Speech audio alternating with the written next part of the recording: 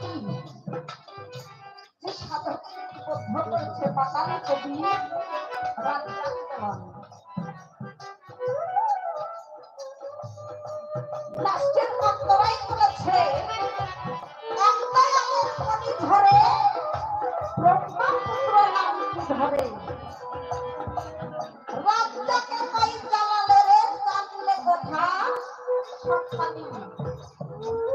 এমন একজন দয়াল ছিল, গুরু ছিল, যে তাহার মনি ধরে গেছিল এবং ওই মনি থেকে ব্রহ্মপুত্র নাম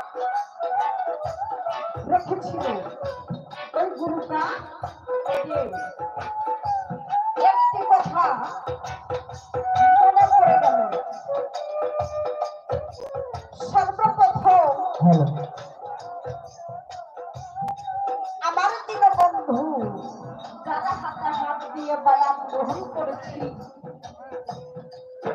হযরত রফিক সাহেব, আজকে যে আমি এখানে গানে এসেছি, আজকে খেলা গুরু এবং শিষ্য। আমি শিষ্য সারা রাতের জন্য, শুধু সারা রাত নয়, যতক্ষণ এখানে থাকবো শ্রী শ্রী রজনীকান্ত গোসাইয়ের দরবারে থাকবো,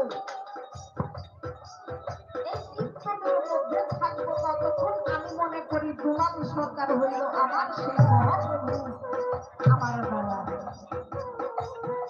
কিন্তু আমি সর্বপ্রথম খুঁজে দাঁড়িয়েছি, ছোট্ট করে একটি গান দেখেছি দয়ালের কাছে, তারপর একটি পাঠ্যক্রম গান করেছি, কিন্তু তার মধ্যে কাছে দয়াল একটি কথা শুনতে পাইলাম, শালা।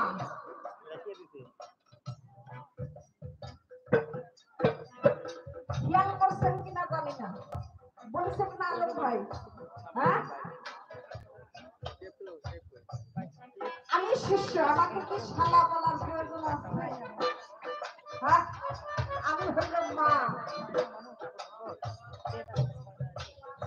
আমি হইল শিষ্য। যদি আমার কিছু ভুল হয়ে যায় দয়াল, সঠিক পথে নেওয়ার জন্য আপনি দয়াল। যাক, দয়াল ভালোবাসাই হয়তো আমাকে শালা বলেছে, যাক কিছু মনে করি নাই, এটাও সৌভাগ্য যে শালাও হয়েছে। যাই দয়ালের কাছে ছোট্ট কয়েকটি কথা আমি জানতে চাইলাম, দয়াল বেয়াদবি মাফ করবেন।